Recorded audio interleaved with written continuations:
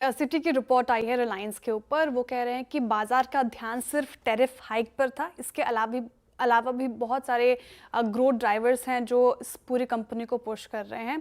उनका मानना है कि सिर्फ जियो नहीं बल्कि पूरे भारतीय टेलीकॉम सेक्टर देखें तो उनको सिर्फ टैरिफ हाइक से मापा जाता है, जबकि दूसरे कई ऐसे ग्रोथ फैक्टर्स हैं जो मजबूती से काम कर रहे हैं। रिलायंस के केस में बात करें तो जियो प्लेटफॉर्म इसकी 3 साल में 16% एबिटा कैगर के दर से बढ़ने का अनुमान है। ये एक पॉजिटिव ट्रिगर है। और नॉन टैरिफ ग्रोथ ड्राइवर्स की बात करें तो जैसे कि डेटा खपत में बढ़ोतरी हमें देखने को मिल रही है, डिजिटल सर्विस जिस तरीके से बूम कर रहा है वो एक पॉजिटिव ट्रिगर है।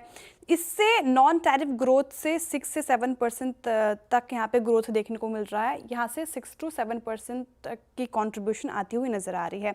इसके अलावा आप बात करें रेवेन्यू मार्केट शेयर की तो रिलायंस की ये भी बढ़ती जा रही है।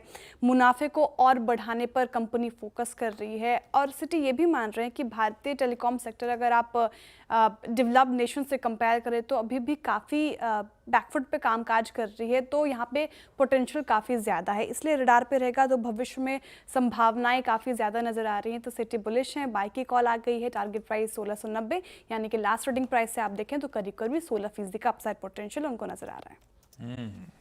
बुलिश रिपोर्ट है टाइटन पे। मैक्वेरी की रिपोर्ट आ गई है, ओवरवेट हैं वो और कह रहे हैं कि आगे चल के कंपनी अच्छा प्रदर्शन दिखाएगी, इसलिए टारगेट प्राइस अच्छा खासा बढ़ा दिया है।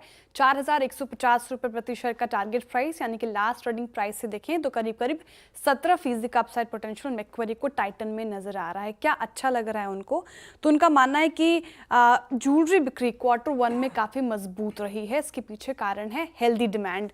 रिपोर्ट के अनुसार बात करें तो फाइनेंशियल ईयर 25 में ज्वेलरी बिजनेस का जो ऑपरेटिंग मार्जिन है वो अब बॉटम तक आ चुका है, यानी कि यहाँ से निचले स्तर से अब सुधरने की संभावनाएं काफ़ी ज़्यादा नजर आ रही हैं।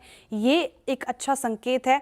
मैक्वेरी को उम्मीद है कि Q1 में ज्वेलरी सेल्स और एबिट में करीब करीब 20% से ज़्यादा की ग्रोथ संभावनाएं उनको नजर आ रही है। इसलिए ये तमाम फैक्टर्स टाइटन को काफ़ी पसंदीदा बना रहे हैं। आपके रडार पर होना चाहिए और ये बुलिश रिपोर्ट उनकी तरफ से। ओके, आपके रडार पे बाइंग देखने को मिल रही थी कल, जो वीरेंद्र जी भी मेंशन कर रहे थे। तो नोवामा की रिपोर्ट आई है HUL पे, ये भी काफ़ी बुलिश रिपोर्ट, खरीदारी की सलाह उनकी तरफ से आ गई है। टारगेट प्राइस भी 3055 रुपये प्रति शेयर का रख दिया है। क्या अच्छा लग रहा है HUL में, तो उन्होंने 2025 में कुछ फोकस एक स्ट्रैटेजिक प्लान बनाई है जिस पे वो फोकस करेंगे। एक है डायरेक्ट टू कंज्यूमर मॉडल पे वो ज़्यादा अब अग्रसर होकर काम करेंगे। टैम यानी कि टोटल एड्रेसेबल मार्केट बढ़ाने पर उनका फोकस होगा। डिजिटल बिक्री और खर्चों पर भी वो ध्यान देंगे। इसके अलावा HUL ने नए लॉन्चेस किए हैं जहाँ पे खासी नज़र रहेगी। HUL ने अपने पेरेंट कंपनी पोर्टफोलियो से लिक्विड IV और R ग्लास जैसे प्रोडक्ट्स भारत में लॉन्च किए हैं। यहाँ पे नज़रें बनी रहेंगी। किफ़ायती प्रोडक्ट्स की भी पहुंच बढ़ाई है।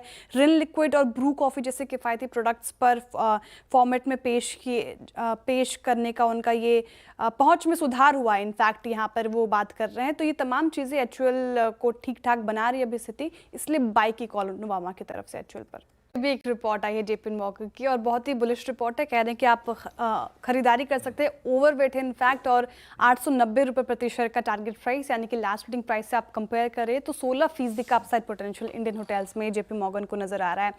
उनका मानना है कि हाल ही में जो हमने शेयर में थोड़ी कमजोरी देखी वो बहुत ही टेम्पररी है, अब वहाँ से स्थिति सुधर सकती है। फिनेंशियल ईयर 2026 में रेवेन्यू पर अवेलेबल रूम ग्रोथ उसमें देखने को मिलेगी, वहाँ पे ग्रोथ की संभावनाएं ज़्यादा है। और हालिया EPS कटौती जो हुई थी क्योंकि वॉर के चलते जो टेंशन बढ़ा था अब वो रिवर्स हो जाएगा, ये एक पॉजिटिव ट्रिगर। और साथ ही कंपनी अपने फ्यूचर प्लान्स को लेकर काफ़ी अग्रसर होकर काम कर रही है। फिनेंशियल ईयर 30 तक के सभी टारगेट समय से पहले हासिल करने का उनका अनुमान है। इसके अलावा वो कह रहे हैं कि मैनेज कीज यानी कि किराए पर दी गई होटल की संख्या जो है वो बढ़ोतरी करेंगे, यानी कि इस बिजनेस मॉडल का जो हिस्सा है वो बढ़कर 70% तक पहुंचने का अनुमान है। एसेट लाइट मॉडल कहते हैं इसे।